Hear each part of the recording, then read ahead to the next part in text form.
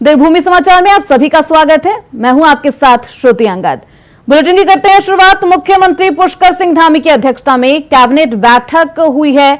आज मंत्रिमंडल ने 9 प्रस्तावों पर मुहर लगाई है। वित्त एवं संसदीय कार्य मंत्री प्रेमचंद अग्रवाल ने कहा कि कैबिनेट बैठक में अनुपूरक बजट पर भी चर्चा हुई, जिसे गैरसैंण के होने वाले मानसून सत्र में सदन के पटल पर रखने का काम किया जाएगा।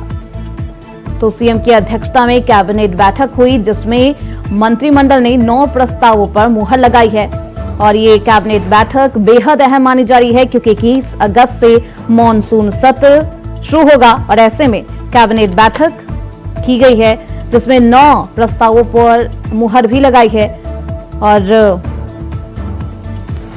बेहद खास मानी जा रही है ये कैबिनेट बैठक कई मायनों में, क्योंकि 21 अगस्त से गैरसैंण में मानसून सत्र आहूत हो रहा है। ऐसे में इस बैठक के दौरान गैरसैंण में पेश होने वाले वित्तीय वर्ष 2024-2025 के लिए अनुपूरक बजट से संबंधित प्रस्ताव पर भी मुहर लगी है। इसके साथ ही मानसून सत्र के दौरान पेश होने वाले महत्वपूर्ण विधेयकों पर भी महत्वपूर्ण चर्चा की गई। तो इस खबर पर ज्यादा जानकारी के साथ हमारे सहयोगी अभय कैंतुरा देहरादून से हमारे साथ जुड़ चुके हैं। सीधे रुख करते हैं उनकी तरफ। अभय, बैठक हो गई है, बैठक से क्या कुछ अहम जानकारी निकलकर सामने आई? बिल्कुल, आज मुख्यमंत्री पुष्कर सिंह धामी की अध्यक्षता में जो कैबिनेट बैठक सचिवालय में हुई, उस पर 9 प्रस्तावों पर यहाँ पर मुहर लगी है। जो 9 प्रस्ताव विभागों की तरफ से यहाँ पर आए थे, उनको हरी झंडी देने का काम यहाँ पर किया गया। सबसे बड़ा विषय यह था, जो वित्त विभाग की तरफ से यहाँ पर अनुपूरक बजट का जो प्रस्ताव लाया गया था, उसको पास करने का काम आज कैबिनेट की तरफ से किया गया और 21 अगस्त से जो गैरसैंण में मानसून सत्र आहूत होगा, उस मानसून सत्र के दौरान सरकार की तरफ से लगभग 5,600 करोड़ का अनुपूरक बजट यहाँ पर पेश किया जाएगा। तो ये समझा जा सकता है कि राज्य सरकार की तरफ से इस अनुपूरक बजट के लिए लगातार जो बात यहाँ पर कही जा रही थी, उसे आज कैबिनेट की तरफ से मंजूरी मिल गई है और अब सदन के पटल पर इस अनुपूरक बजट को रखने का काम किया जाएगा। ये कह सकते हैं कि पिछले दिनों वित्त सहित 15 ऐसे विभाग थे जिन्होंने बजट की मांग को यहाँ पर सरकार के सामने रखा था और उन्होंने कहा था कि उनका जो पूर्व का जो बजट था, जो मूल बजट दिया गया था, उससे खर्च करने की अवधि अब यहाँ पर ज्यादा आ रही है, क्योंकि विकास की योजनाओं को धरातल पर तेज गति से उतारना है। तो ऐसे में बजट की आवश्यकता है, इसीलिए उनकी तरफ से बजट की मांग यहाँ पर की गई थी और अनुपूरक बजट को लाने का काम सरकार की तरफ से भी जल्द इसलिए किया जा रहा है और लगभग 5,600 करोड़ का अनुपूरक बजट होगा। इसके अलावा जो मृतक आश्रित और चीनी मिलों में जो मृतक आश्रितों के जो 68 पद अब तक रिक्त चल रहे थे, उन पदों को जल्द से जल्द भरने के लिए यहाँ पर कैबिनेट ने अपनी मंजूरी दे दी है। साथ ही ये कह सकते हैं कि जो सबसे बड़ा फैसला अब तक आउटसोर्स और दैनिक वेतन जो संविदा जो कर्मचारी थे, उनके लिए यहाँ पर राज्य सरकार की तरफ से लिया गया है। जो संविदा या दैनिक वेतनभोगी जो कर्मचारी थे, जिनको नियमितीकरण करने के लिए 5 साल की पहले सेवा होना जरूरी था, उसमें अब यहाँ पर संशोधन करने का काम सरकार की तरफ से कर लिया गया है। 10 साल की सेवा अब जरूरी वहां पर मानी जाएगी, 10 साल के बाद उनको नियमितीकरण करने का काम सरकार की तरफ से किया जाएगा। तो ये समझा जा सकता है कि जो हजारों कर्मचारी यहाँ पर दैनिक वेतनभोगी कर्मचारी जो नियमिती की जो मांग लगातार कर रहे थे नियमितीकरण करने की, उनके लिए बड़ी राहत की खबर ये सरकार बिल्कुल अब है, एक राहत की खबर भी। लेकिन कई विधेयक को पटल पर रखा जाएगा मानसून सत्र के दौरान। कौन कौन से वो विधेयक होंगे? अब है जी बिल्कुल, ये कह सकते हैं कि 4 विभागों का जो वार्षिक प्रतिवेदन होता है, जो वार्षिक प्रतिवेदन जो रिपोर्ट होती है, एनुअल जो रिपोर्ट होती है, तो उसमें आपके ऊर्जा निगम की जो रिपोर्ट होती है या की जो रिपोर्ट है या जो सांख्यिकी की जो रिपोर्ट है, उसको सदन के पटल पर रखने का काम यहाँ पर किया जाएगा। जिन विधेयकों पर मोहर यहाँ पर लग सकती है, उसमें सबसे बड़ा विधेयक यह समझा जा सकता है कि जो निजी संपत्ति को नुकसान वाला जो विधेयक है, जिसमें उपद्रवियों की तरफ से हमेशा इस तरीके के प्रदर्शनों की आड़ में निजी संपत्ति को नुकसान पहुंचाने का काम किया जाता था, उस विधेयक को अब सख्त रूप देने, कानून का रूप देने का काम सरकार की तरफ से किया जाएगा और उपद्रवियों पर कार्रवाई के साथ साथ जो संपत्ति का नुकसान हुआ, उसकी भरपाई उपद्रवियों से हो सके, उसको भी यहाँ पर सदन के पटल पर लाने का काम यहाँ पर किया जाएगा। तो राज्य सरकार की तरफ से लगातार लोकहित के जो विधेयक है, उन विधेयकों को सदन के पटल पर रखने का काम यहाँ पर किया जाएगा। इसके अलावा निजी विश्वविद्यालयों के लिए जो अम्ब्रेला एक्ट उच्च शिक्षा विभाग की तरफ से तैयार किया गया है, उसमें कुछ संशोधन थे, उन संशोधनों को करने के बाद उसे भी सदन के पटल पर लाने का काम यहाँ पर किया जाएगा। इसके अलावा अलावा 2 ऐसे निजी विश्वविद्यालय यहाँ पर थे जिनको अभी तक मंजूरी नहीं मिल पाई थी, तो उनके जो विधेयक है उसको भी सदन के पटल पर लाने का काम यहाँ पर किया जा सकता है। तो यह समझा जा सकता है कि आज की कैबिनेट बैठक में महत्वपूर्ण जो विषय थे वो नियमित कर्मचारियों, संविधायक कर्मचारियों को नियमित करने का जो विषय था उसको मंजूरी मिल पाई है। बिल्कुल, इस बैठक में कौन कौन शामिल रहे? मुख्यमंत्री पुष्कर सिंह धामी की अध्यक्षता में कैबिनेट बैठक हुई। कैबिनेट मंत्री प्रेमचंद अग्रवाल, सतपाल महाराज, सुबोध उनियाल, सौरभ बहुगुणा, रेखा आर्य इस कैबिनेट बैठक में मौजूद है। कैबिनेट मंत्री धन सिंह रावत विभागीय कार्यक्रम के चलते रुद्रपुर जनपद में, यहाँ पर उधम सिंह नगर जनपद में यहाँ पर बताए जा रहे हैं और उनकी तरफ से विभाग के जो प्रश्न या विभाग के जो विषय थे उनको सचिव की तरफ से रखने का काम यहाँ पर किया गया। तो ये समझा जा सकता है कि आज की जो कैबिनेट बैठक थी उसमें कैबिनेट मंत्री धन सिंह रावत मौजूद नहीं रहे, लेकिन विभागीय सचिव की तरफ से उस जो प्रस्ताव थे विभाग के उनको रखने का काम यहाँ पर किया गया। बहुत शुक्रिया है इन तमाम जानकारियों के लिए। तो आज कैबिनेट बैठक की गई। मानसून सत्र से पहले ये बैठक कई मायनों में बेहद अहम मानी जा रही है। खबरों बढ़ते आगे, खबर हरिद्वार से है, जहां रानीपुर विधानसभा क्षेत्र में चल रहे जल संसाधन और जल निगम के विकास कार्यों की समीक्षा बैठक जिलाधिकारी धीराज सिंह गबरियाल द्वारा विकास भवन सभागार में आयोजित की गई। इस बैठक में क्षेत्रीय विधायक व जनप्रतिनिधियों द्वारा रोशनाबाद, सुमन नगर के फरवाली, महदूद सहित विभिन्न क्षेत्रों की समस्या रखी गई।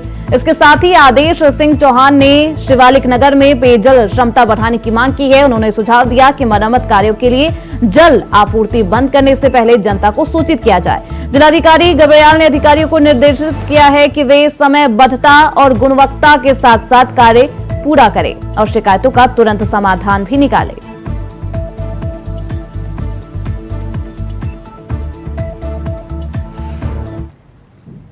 वहीं पश्चिम बंगाल के जैसे ही घटना उत्तराखंड के रुद्रपुर में घटी है, जहां पर नर्स के साथ पहले रेप किया गया, फिर उसकी निर्मम हत्या कर दी गई। पुलिस ने आरोपी को गिरफ्तार कर लिया है, लेकिन घटना को लेकर भाजपा के विधायक विनोद चमोली ने कहा कि इस तरह के जघन्य अपराध के लिए कड़ी से कड़ी सजा मिलनी चाहिए और सजा मिलने में देरी नहीं होनी चाहिए। भाजपा विधायक ने कहा कि न्याय व्यवस्था में थोड़ी तीव्रता लाने की जरूरत है, क्योंकि फास्ट ट्रैक कोर्ट के माध्यम से ही ऐसे मामलों में जल्द ही सजा सुनाई जा सकती है।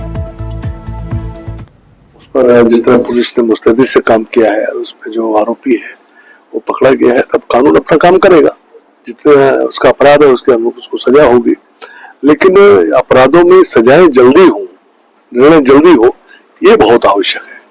तो न्यायपालिका में भी चाहिए कि ऐसे जो मामले हैं, आपराधिक मामले और जो इस तरह हीनियस क्राइम है, जो जघन्य अपराध जिस तरह के हैं, इनके लिए फास्ट ट्रैक कोर्ट्स के माध्यम से इसका निस्तारण हो, ताकि समय से जो आरोपी हैं, वो जो दोषी हैं, उनको सजाएं हो सके और एक मैसेज जाए कि भाई इस तरह का जो सजा जिस तरह का कृत्य कर रहे हैं वो सजा से बचेंगे नहीं, क्योंकि न्याय प्रक्रिया में विलंब के कारण जो संदेश जाना चाहिए जिससे इस पर रोक लग सकती है, उसमें कहीं ना कहीं दिक्कतें पैदा होती है, उसमें व्यवधान आता है।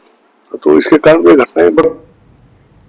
वहीं तराई पश्चिमी वन प्रभाग के द्वारा रामनगर रेंज के अंतर्गत अवैध तरीके से वन भूमि पर बसे कालू सिद्ध नई बस्ती पूछड़ी क्षेत्र के 150 से ज्यादा लोगों के घरों को हटाने को लेकर मुनादी की गई है। वन विभाग ने बताया कि पुलिस फोर्स के मिलते ही जल्द ही इनको हटाने के लिए बुलडोजर के कार्रवाई भी की जाएगी और घरों को तोड़ने का काम किया जाएगा। वहीं क्षेत्र के ग्रामीणों का कहना है कि वो इस जमीन पर सालों से बसे हुए हैं। उन्हें 50 सालों से भी ज्यादा का समय हो चुका है। उनके पास राशन कार्ड, आधार कार्ड, बिजली पानी के दस्तावेज सब कुछ मौजूद है, लेकिन वन विभाग की ओर से उन्हें उजाड़ने का काम किया जा रहा है। ग्रामीणों को हटाए जाने पर उग्र आंदोलन की चेतावनी भी ग्रामीणों के द्वारा की गई है।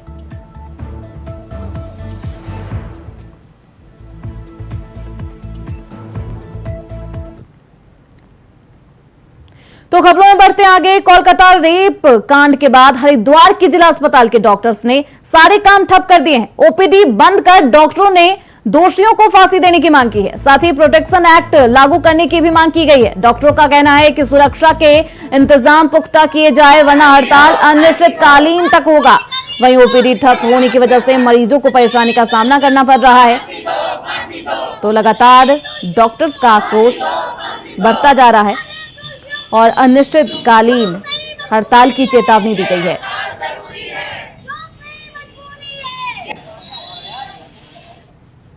वहीं कोलकाता कांड को लेकर लगातार विरोध जारी है।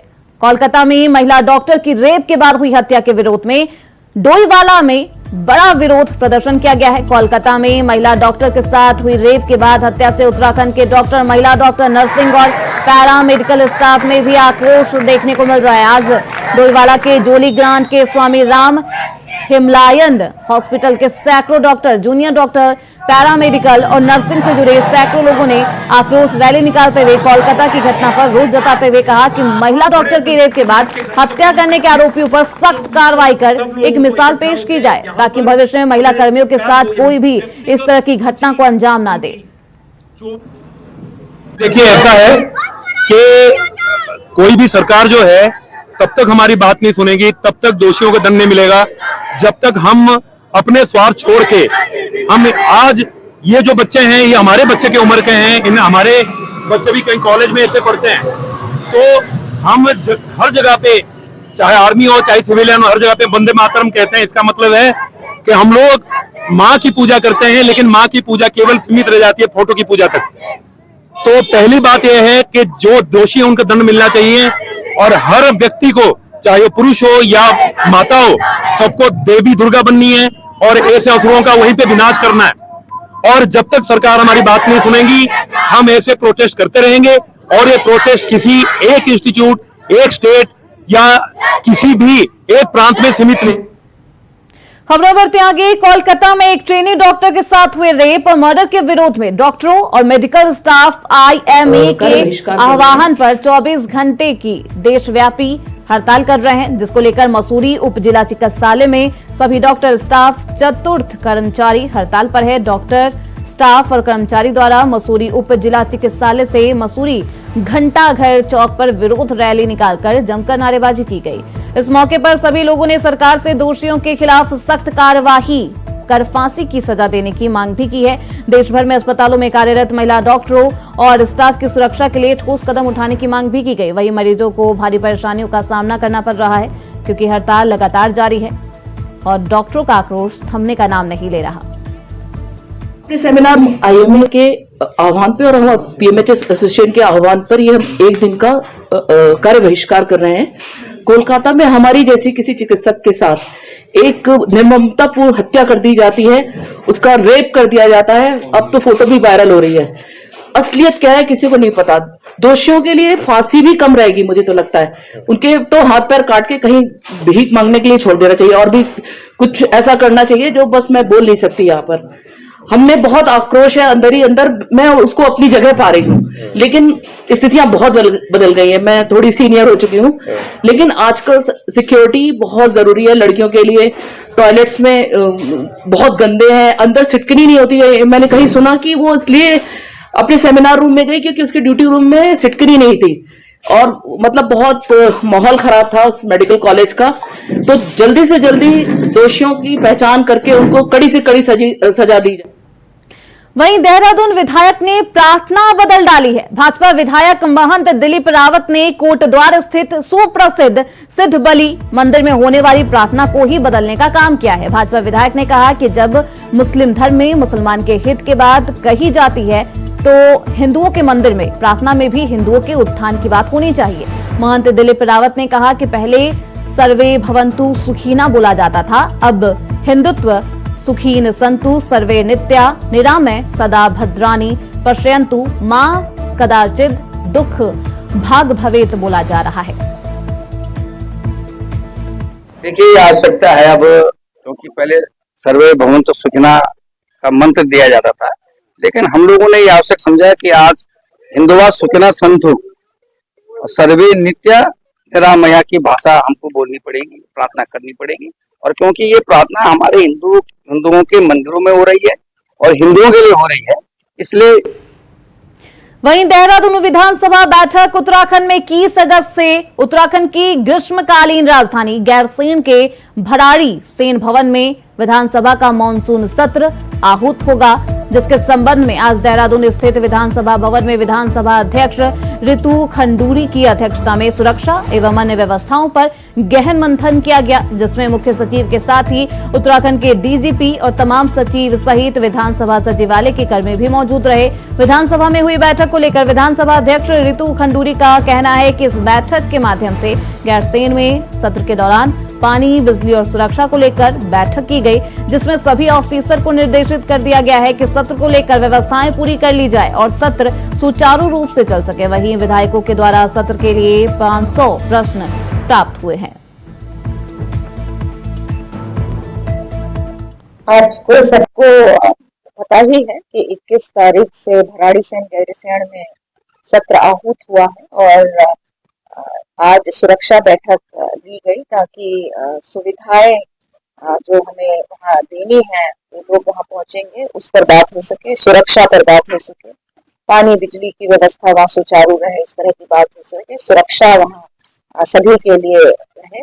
तो आज सभी अफसरान CS और DGP के साथ सारे अफसरान पहुंचे थे और सभी को निर्देशित कर दिया गया है कि जो भी वहाँ पर करना है, कार्य करना है ताकि हमारा सत्र सुचारू रूप से चले, इसके लिए सब अपनी जिम्मेदारी को वहाँ पर निभाएं और मुझे पूरा विश्वास है कि हमारा सत्र बहुत ही सुचारू रूप से चले। खबरों बढ़ते आगे। कोलकाता में महिला डॉक्टर की दुष्कर्म के बाद हत्या से आक्रोशित डॉक्टरों ने हड़ताल का ऐलान किया है। प्रांतीय चिकित्सा स्वास्थ्य सेवा संघ ने उत्तराखंड में इस पर आपत्ति भी जताई है और इसके विरोध में शनिवार को सभी अस्पतालों में डॉक्टरों ने 24 घंटे का कार्य बहिष्कार शुरू कर दिया है। सभी अस्पतालों में OPD बंद है। बता दें कि IMA के आह्वान पर प्रांतीय चिकित्सा स्वास्थ्य सेवा संघ द्वारा हड़ताल का असर अस्पतालों में दिखाई देने लगा है। सुबह से ही अस्पतालों में OPD और अन्य सेवाएं पूरी तरह से बाधित है। हालांकि इमरजेंसी सेवाएं, पोस्टमार्टम समेत VIP ड्यूटी बंद नहीं की गई है, लेकिन अन्य सभी सेवाएं पूरी तरह से बंद है। वहीं डॉक्टर ने ऐलान किया है कि आज दिन भर OPD और सर्जरी नहीं होगी।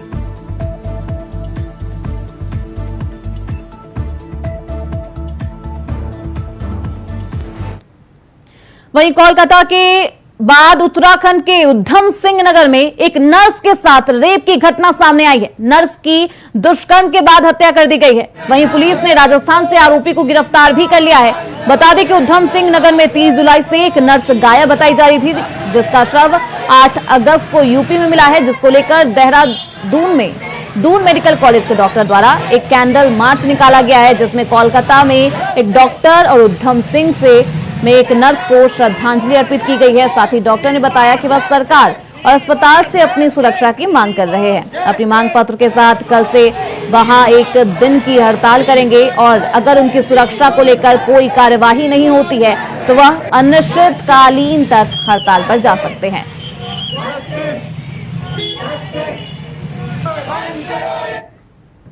खबरों बढ़ते आगे। उत्तराखंड की 4 धाम यात्रा में सबसे अहम केदारनाथ धाम की यात्रा अब पहले से ज्यादा सुगम और सुरक्षित होने जा रही है, क्योंकि बाबा केदारनाथ के दर्शन के लिए अब एक नया और छोटा रास्ता निकाल लिया गया है। साथ ही केदारनाथ जाने का यह नया रास्ता पुराने रास्ते से बिल्कुल अलग है। केदारनाथ विधानसभा क्षेत्र के पूर्व विधायक व भाजपा की महिला मोर्चा की प्रदेश अध्यक्ष आशा नौटियाल ने जानकारी देते हुए बताया कि केदारनाथ में हर साल आपदा जैसी स्थिति बनती है, जिस वजह से सरकार और संगठन ने बीते दिनों कुछ नए रास्ते पर खोज की है और इन नए रास्तों को सुधारने पर जोर दिया जा रहा है, ताकि जब भी आपदा जैसी कोई हालात हो तब लोग सुरक्षित निकल सके।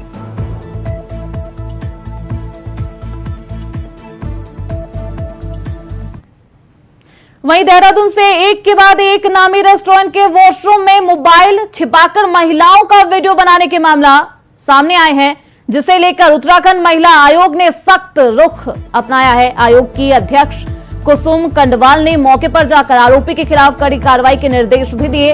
उन्होंने यह भी कहा कि किसी होटल, मॉल, रेस्टोरेंट आदि के वॉशरूम या चेंजिंग रूम की जांच संचालकों की जिम्मेदारी है।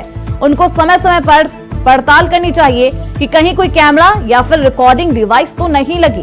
उन्होंने इस मामले में एसओ को भी निर्देश देते हुए कहा है कि आरोपी के फोन और उसके सोशल मीडिया अकाउंट की गहनता से जांच की जानी चाहिए, ताकि पता चल सके कि आरोपी कब से इस प्रकार की ऐसी हरकतें कर रहा था और इसको अंजाम दे रहा था। वहीं उन्होंने महिलाओं से भी अपील करते हुए कहा है कि वह पब्लिक वॉशरूम और चेंजिंग रूम का इस्तेमाल सतर्कता पूर्वक करे। यदि खुफिया कैमरा दिखता है तो तुरंत पुलिस को सूचित किया जाए।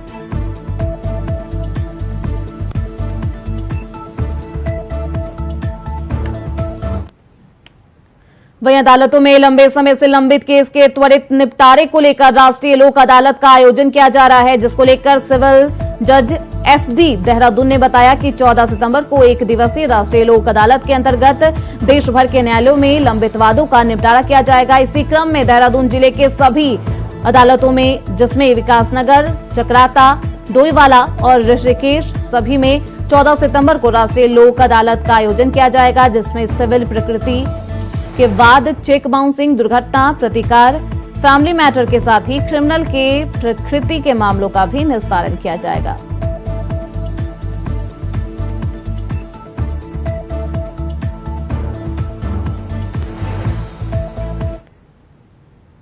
वहीं उत्तराखंड के रुद्रपुर में एक नर्स के साथ रेप और हत्या के मामले पर ADG law and order AP Anshuman ने बताया है कि नर्स के साथ हुई घटना बेहद चिंताजनक है।